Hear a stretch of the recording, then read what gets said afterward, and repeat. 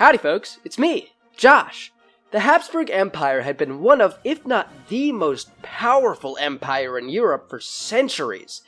And by the latter end of the 19th century, the empire had ended up in the hands of Emperor Franz Josef, who, though an incredibly effective ruler, had failed to make the necessary reforms to save the crumbling empire, which would end up collapsing by the end of World War I. But in 1853, only 5 years after becoming emperor, Franz Josef was almost assassinated, which would have left the empire in the hands of his liberal brother, Maximilian.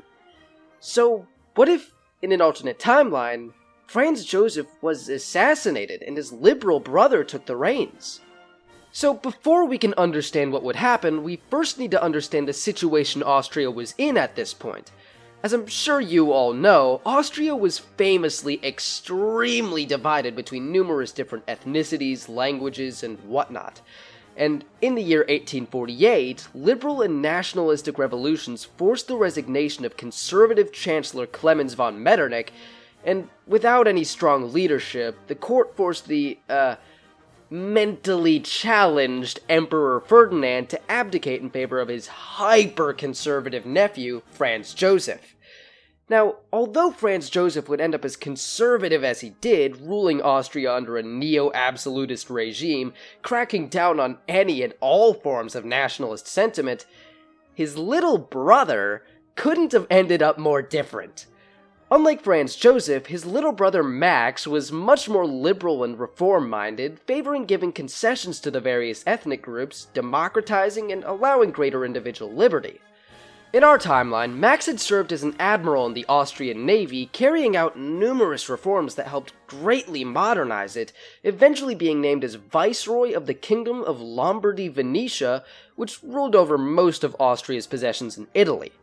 And since Italy was in the midst of its unification movement, Max did his best to quell unrest and give concessions to the Italian population. And if it weren't for stifling from his brother, it's very likely that Max would have been successful in that too.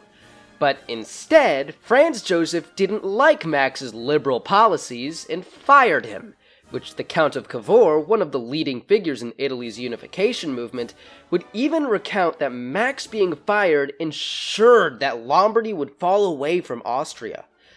So, with such a knack for governance, what did Max end up doing with the rest of his life? Well, he ended up getting roped in with a bunch of Mexican nationalists who wanted him to become their emperor and fight a war against Benito Juarez, only for him to end up losing and being executed in Mexico. And that was the end of Max.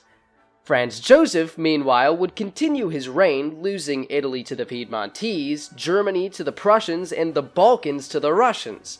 And after Max's untimely demise, Franz Josef would end up losing his wife, his son, his other brother, and finally his nephew, whose death would start World War I, leading to the ultimate collapse of the Habsburg Empire. But in 1853, a Hungarian nationalist would attempt to assassinate Franz Josef, which, if successful, would have placed Max on the Austrian throne. However, thankfully for Franz Josef, his uniform protected his neck from the knife that would have otherwise killed him, allowing him to continue his reign. But what if that changed? What if, in an alternate timeline, Franz Josef was assassinated? So let's assume that instead of attempting to stab Franz Josef in the neck, the would-be assassin would instead end up hitting him somewhere else, as the wound proves fatal, with Franz Josef passing away in 1853. And so, with Franz Josef dead, his younger brother Max would end up assuming the throne at the young age of only 20 years old.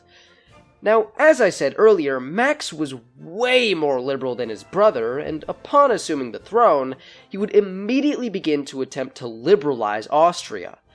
Much like his attempted reforms in Lombardy-Venetia, Max would give the many different people groups in Austria way more autonomy, decentralizing authority from Vienna, much like the plan for a United States of Austria.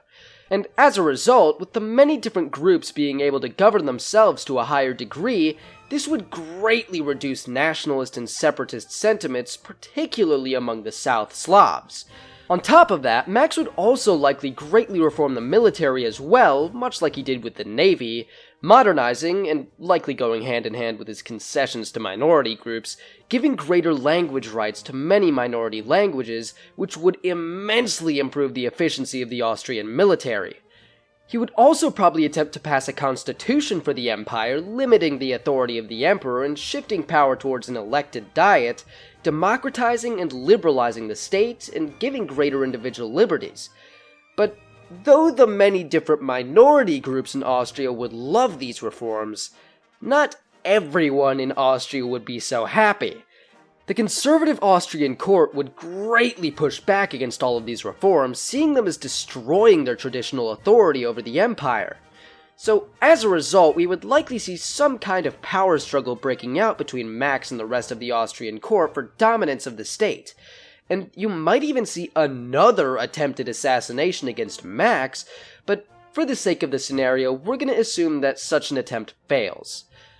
So, in order to look at just how effective these reforms would be, let's take a look at Italy. In 1859, after forming an alliance with Napoleon III, Sardinia-Piedmont would provoke Austria into starting the Second Italian War of Independence, and due to the ineffective leadership of the Austrian army, the Austrians were too slow to counter the Piedmontese incursion. But with the reforms that Max would very likely make to the Austrian military, this could very well give Austria the much-needed boost to defeat the Piedmontese before the French arrived, ultimately securing victory in the Second Italian War of Independence. And with that, Austria would maintain its dominance over northern Italy as Italian unification never ends up happening. This victory would also go to greatly improve the prestige of the Austrian military as compared to our timeline, in which, after their defeat in this war, the Austrian military was shown to be weak and ineffective, leading to countries like Prussia picking fights against Austria in the Austro-Prussian War of 1866. But this time, combined with the lack of a powerful ally in Italy, Bismarck would be much less willing to engage in a war against Austria, as the Austro-Prussian War doesn't end up happening, at least not in the same way as it did in our timeline. However, that doesn't mean that German unification would just stop dead in its tracks. With Austria still retaining control over its many non-German regions, and likely still being distracted from German affairs in order to put a further emphasis on other areas and its own internal issues, the possibility for a greater Germany including Austria would still be impossible, as the Prussian-led Lesser Germany would be the only avenue for German unification. And so, as a result, Austria and Prussia would inevitably end up clashing for domination over the German states, and with Austria in a much stronger position, this would put them in a much better position against Prussia than they had been in our timeline. However, despite this, no matter how many reforms Max would put in place, I still highly doubt that it would be enough to give Austria the edge over the Prussians. So, Prussia would still very likely end up winning such a conflict with Austria, though not as decisively as in our timeline, still once again securing dominance over Germany, likely managing to unify it once again as they had in our timeline. But unlike our timeline, the League of the Three Emperors wouldn't end up forming, as the basis for that alliance was pushing back against liberalism, which, of course, Max wouldn't be on board with. But with the situation in Austria so radically altered, the situation in Europe begins to shape out radically different from our own timeline. And as Austria manages to reform itself on the inside, the Habsburg monarchy likely manages to survive into the future, as Kaiser Max, who never had any children, would likely be succeeded by his surviving nephew, Franz Ferdinand. But who knows how Europe and the rest of the world will shape out going forward. So I hope you enjoyed today's video. If you did, make sure to stick around for more. And hey, you could also, maybe, subscribe or something. So that's it for today's video. Well, till next time, see ya.